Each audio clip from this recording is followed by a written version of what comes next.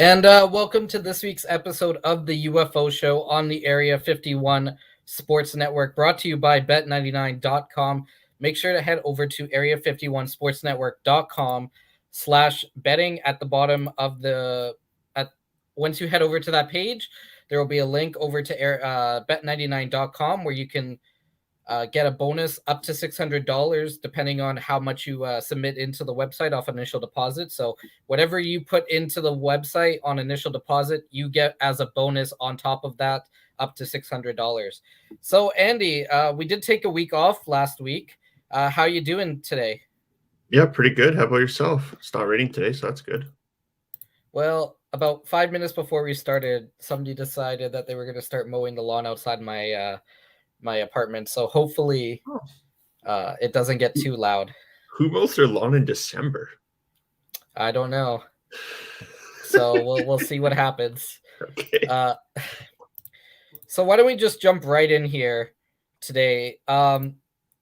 The Dallas Cowboys versus the New Orleans Saints. New Orleans, however you want to say it.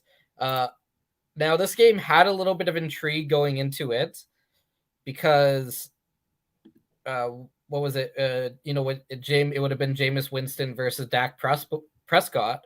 But now we got Taysom Hill in his fifth career start, I believe it is, facing off against the Dallas Cowboys, who are top of the NFC East. The Saints obviously are the underdogs at plus 225. Is this one of those games where you just say, you know what, this is way too unpredictable?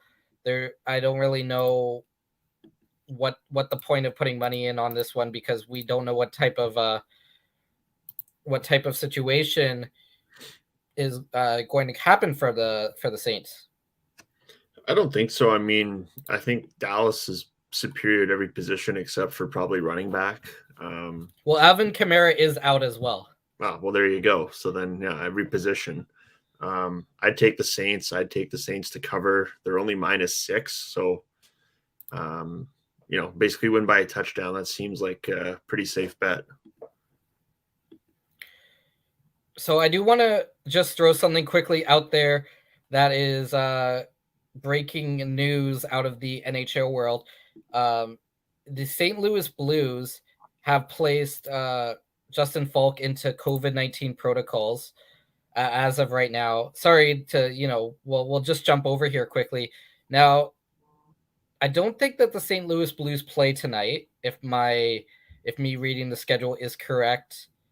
Let me just double check that. But now they have Jordan Binnington and Justin Falk both in the COVID-19 protocols, which could cause some issues. So they are playing the Tampa Bay Lightning right now. They are at plus 125.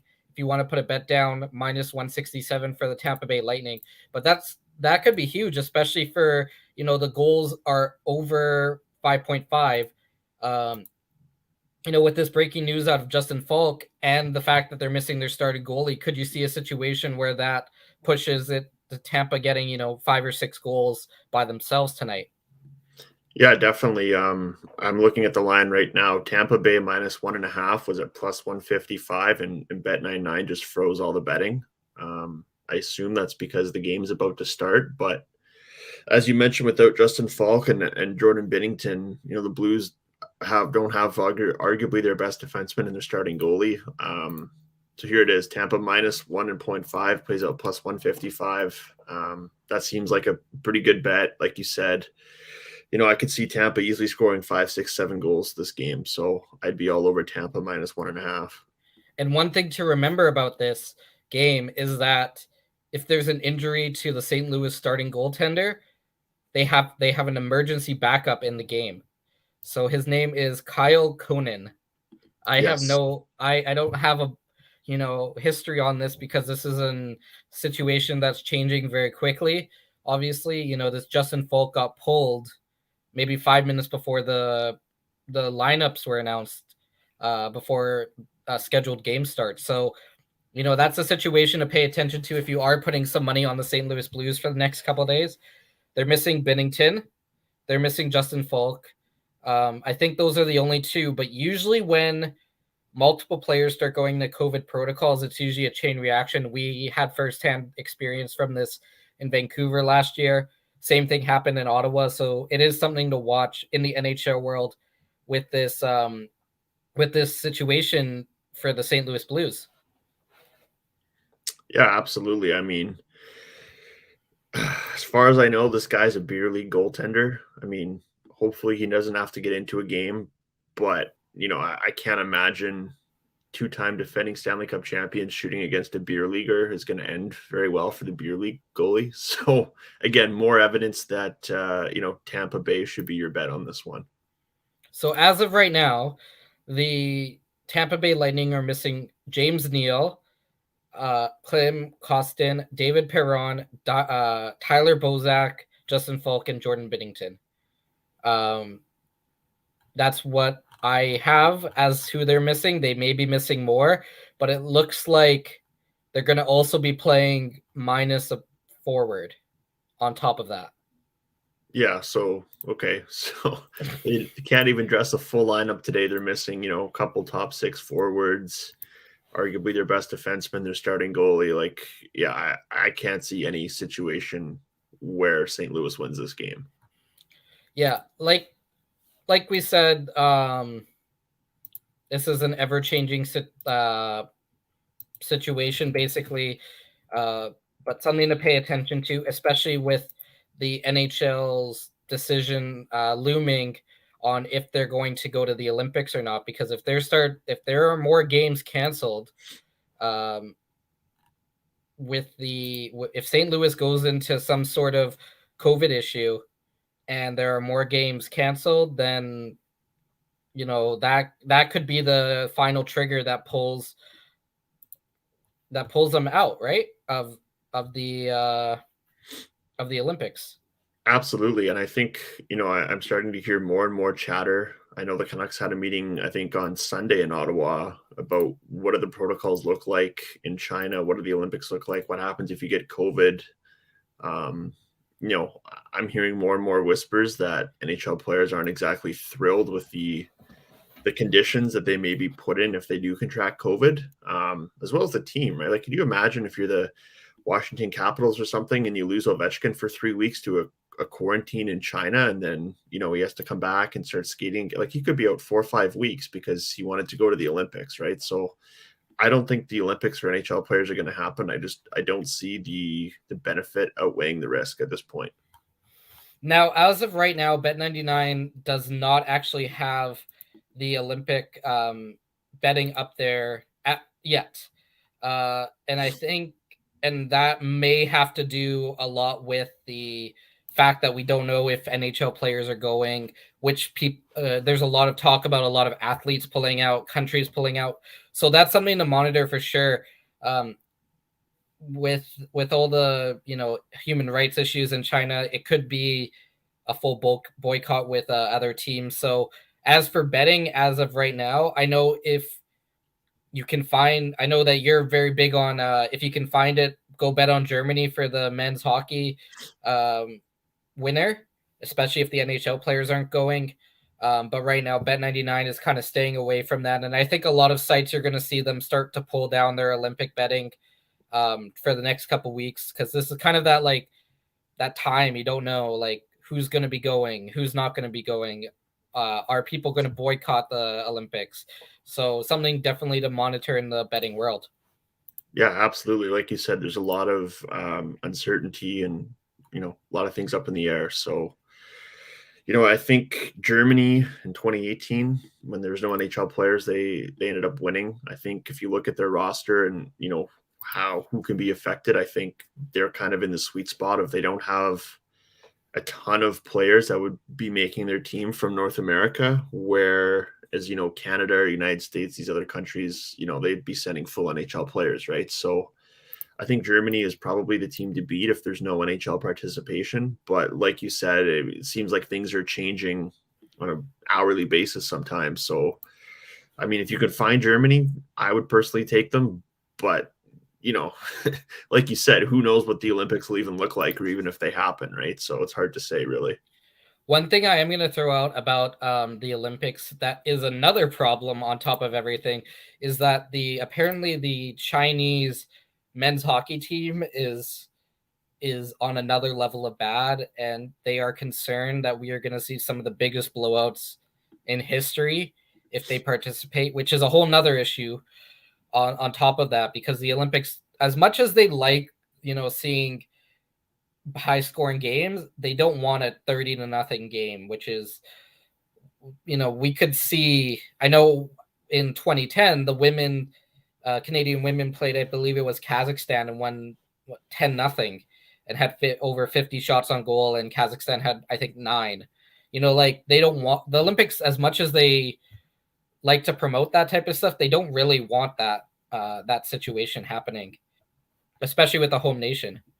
Yeah, well, the other problem with the Olympic setup too is that it's I think the first tiebreaker is goal differential, right? So, Canada, USA are in the same division with, I think, Germany and China.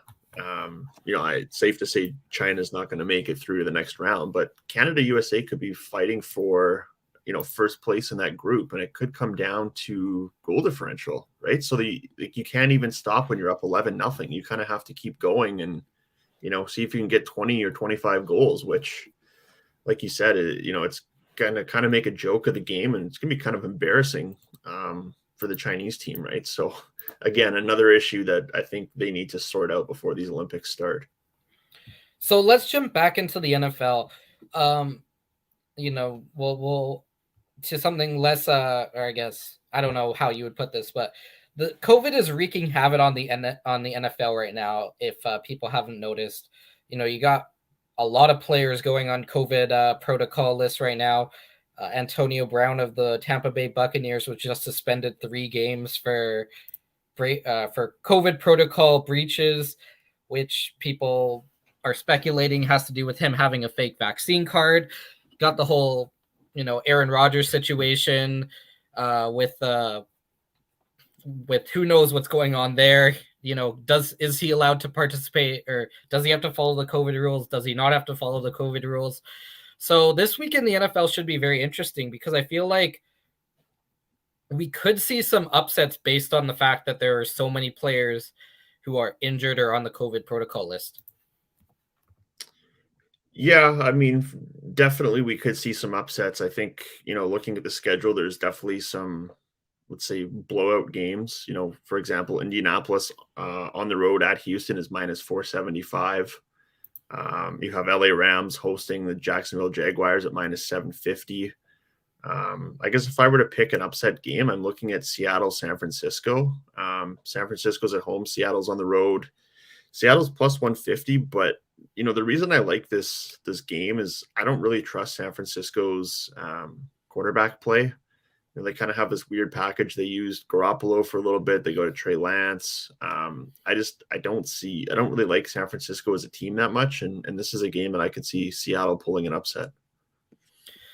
Yeah. So going back to that, what, I'm done betting on the Seahawks because it's just so frustrating at this point.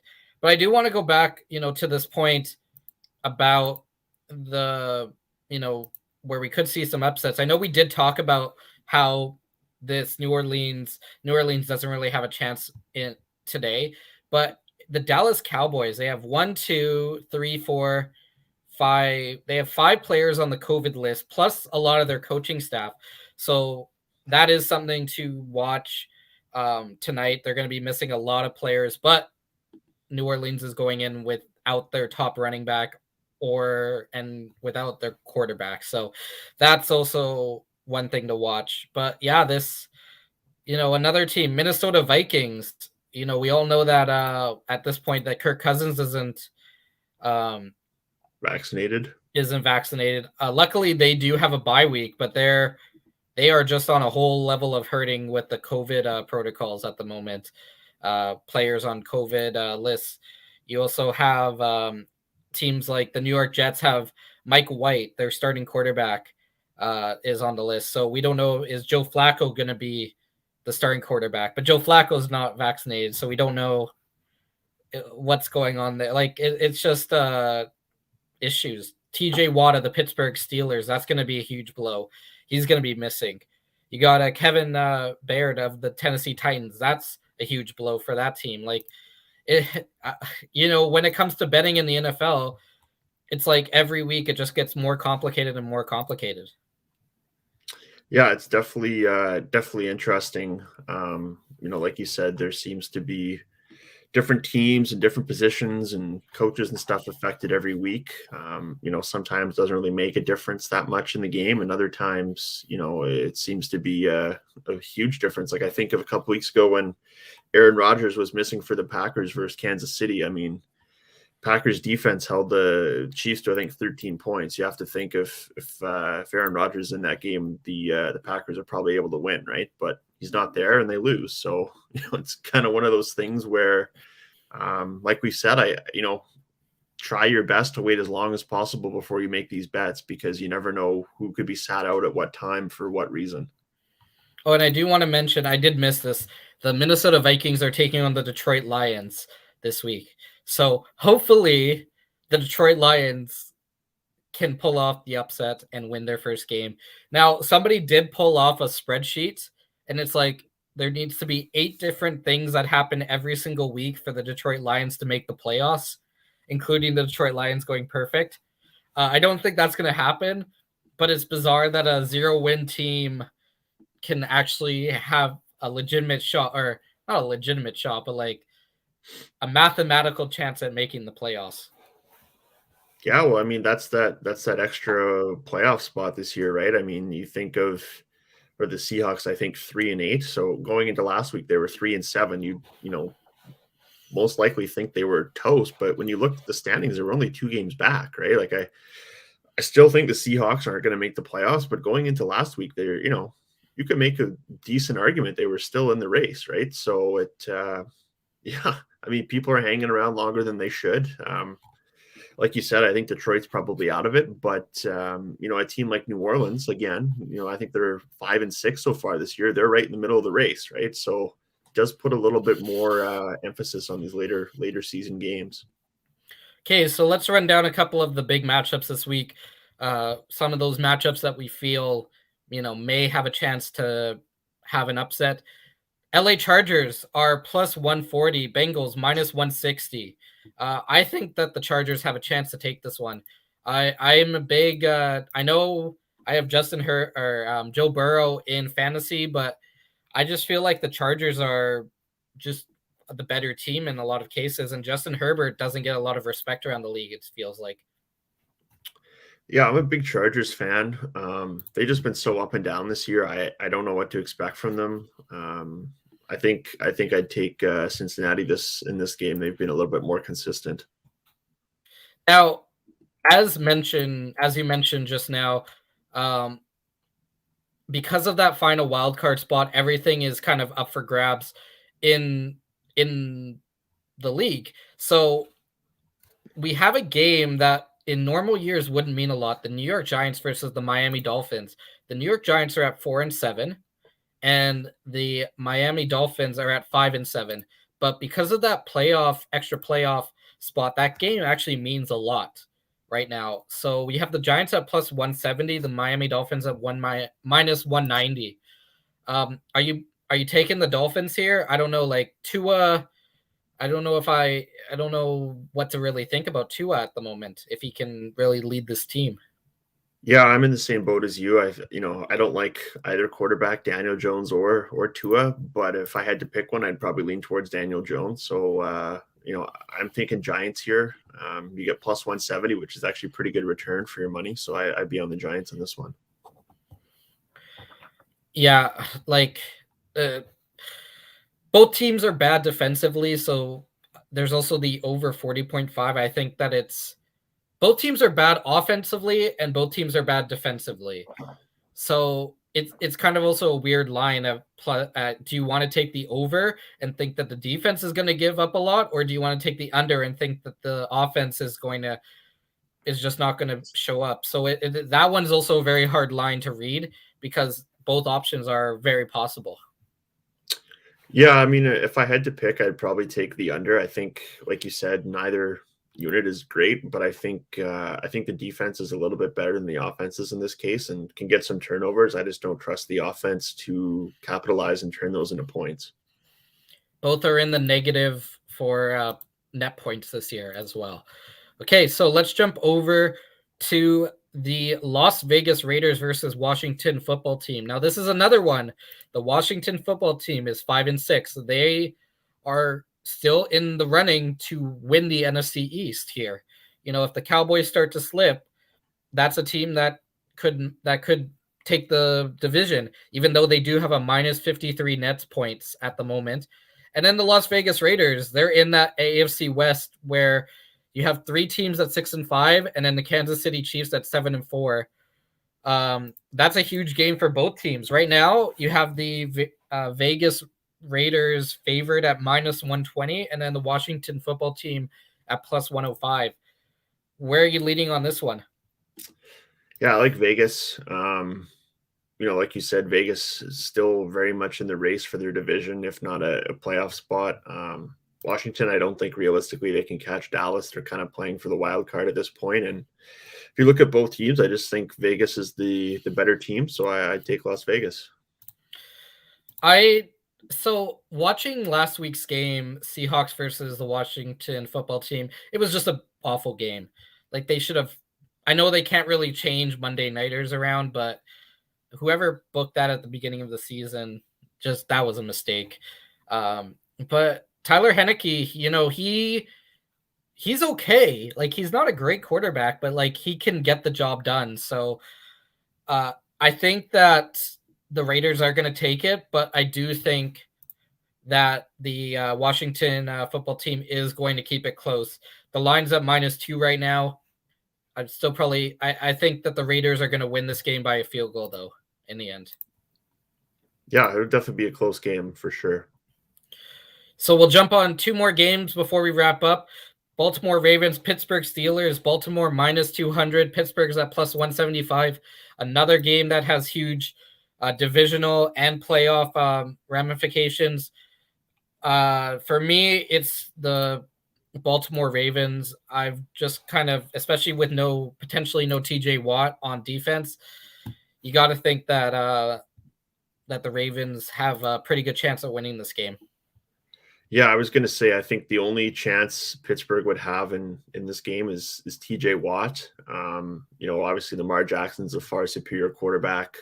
I think the Ravens have a better defense overall, especially if Pittsburgh doesn't have TJ Watt. I don't really see this game being close. I mean, Ravens are only -4. I would even bump that up and try to take -6.5, -7. Like I don't think this is a close game at all. Now, one thing we should mention is that TJ Watt hasn't been ruled out of the game yet.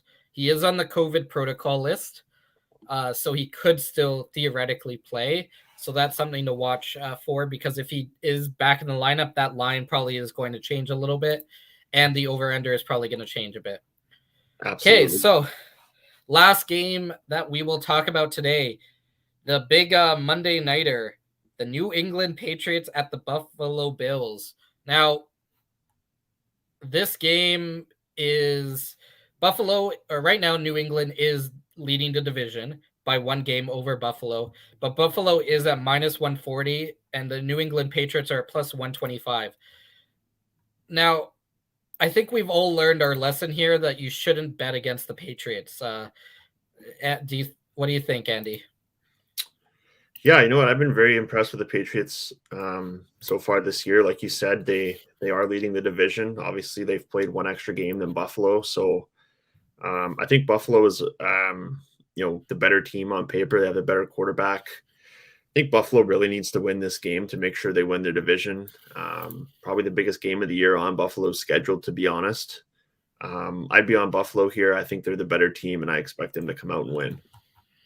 Yeah, like I said, when you're betting against Bill Belichick, you're probably going to have a bad time here.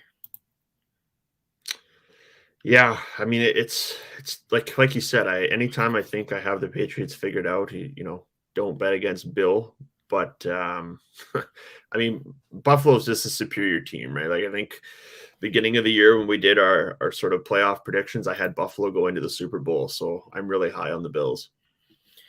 Okay, so we'll wrap it up there. Before we go, though, more breaking news from the betting world. Giannis Antetokounmpo is out for the Milwaukee Bucks as of right now versus the Toronto Raptors. He is not playing today. The money line before the game, you could get Toronto at plus 170. Now they're at minus 112. So as we see, once again, those lines change very quickly when there's an injury, especially with Giannis. So, I know it's not the best odds out there, but maybe putting a little bit of money on Toronto isn't the worst option for tonight, the Raptors. Yeah, definitely. I mean, Giannis, arguably the best player in the NBA. Obviously, when he's not going to be there, that's going to drastically affect Milwaukee's chances. So I'm with you. I'd be jumping on Toronto. Okay, so we'll wrap it up there. Thank you, Andy, for, joining as usual here. Make sure to head over to area51sportsnetwork.com/betting and then use the link to head over to bet99.com. Set up a page there. Whatever you put into the website up to $600, you get as an added bonus. So make sure to check that out. For Andy, I'm Adam, and thank you once again for joining us on this week's episode of the UFO Show.